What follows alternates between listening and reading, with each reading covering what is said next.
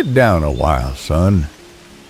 Let me tell you something that took me most of my life to understand. Something I wish someone had told me when I was your age. You know, when I was younger, I used to think strength meant being like a stone, solid, hard, unmovable. If you asked me what it meant to be a strong man, I'd have told you.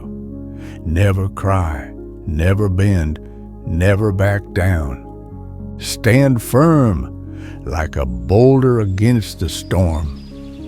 You plant your feet, clench your fists, and face the world like you're made of granite.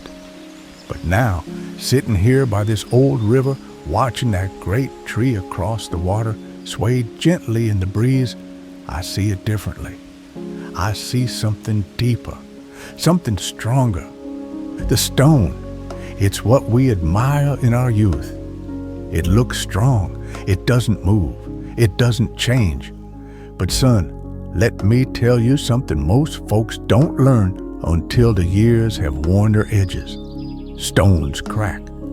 Hit them hard enough or let time wear at them long enough, and they split. They break. Sometimes all it takes is a frost, a storm, or time itself to reduce a proud boulder into dust. A tree, though, a tree grows. It bends. It yields. It weathers. And still, it rises. Every season, every storm, every trial, it endures.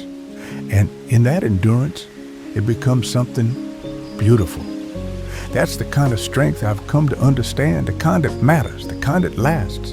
Let me explain. Discipline is the roots. You never see a tree's roots, not really. They're not flashy. No one applauds them, but they're always working, pushing deeper into the earth, seeking water, anchoring the whole thing down. That's discipline. The early mornings when no one's watching.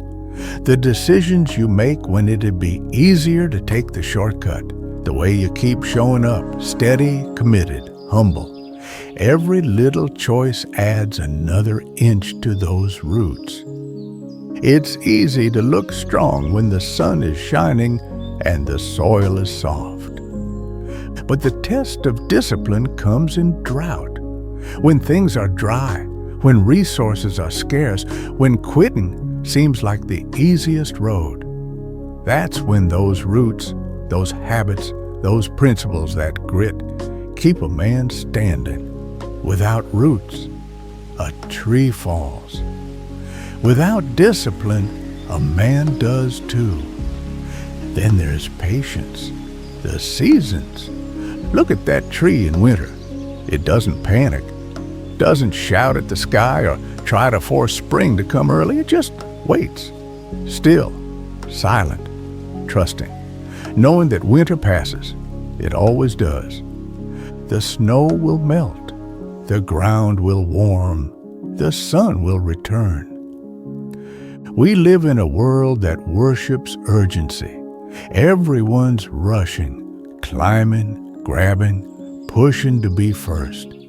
But the tree knows nothing worth growing comes in a hurry. Patience isn't weakness, son. It's the deep strength to stay grounded when things get cold. To believe in spring even when everything looks barren. And patience isn't passive. It takes strength to endure, to keep hope alive when the world feels frozen.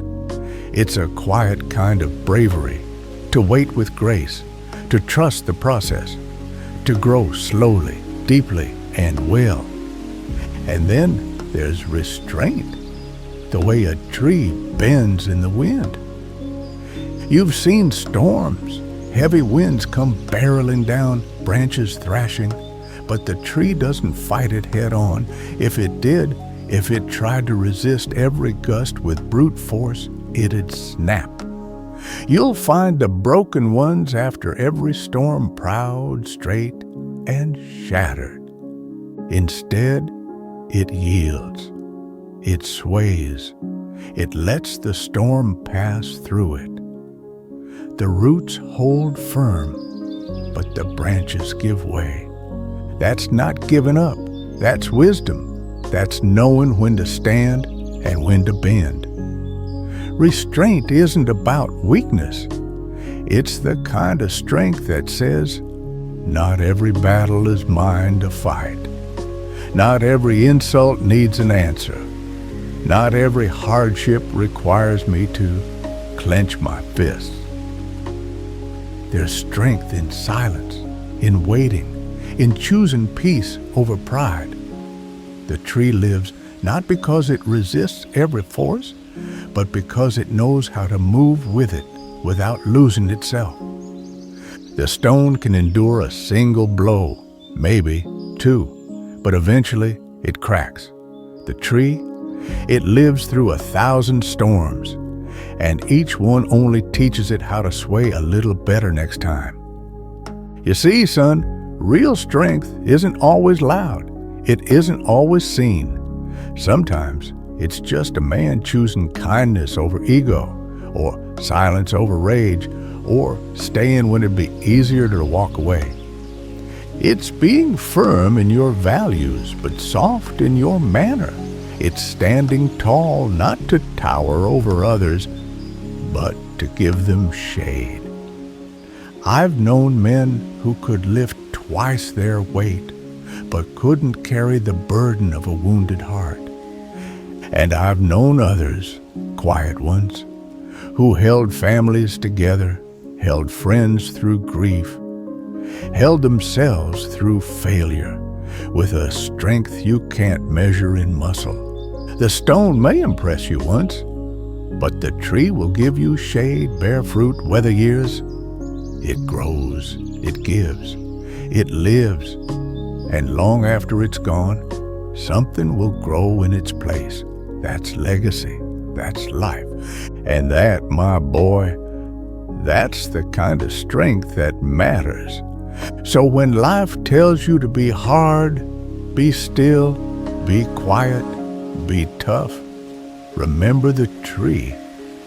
Root yourself in values that last. Be patient with your winters. Bend with the wind when you must. Know that every scar, every ring in your trunk, every creak in your limbs is proof you've lived, proof you've endured. That's the kind of strong that lasts a lifetime. That's the kind that shapes the world around you. That's the kind that makes a man whole. And one day, when you've stood long enough, grown tall enough, and seen enough storms come and go, you'll look back and see you weren't a stone after all.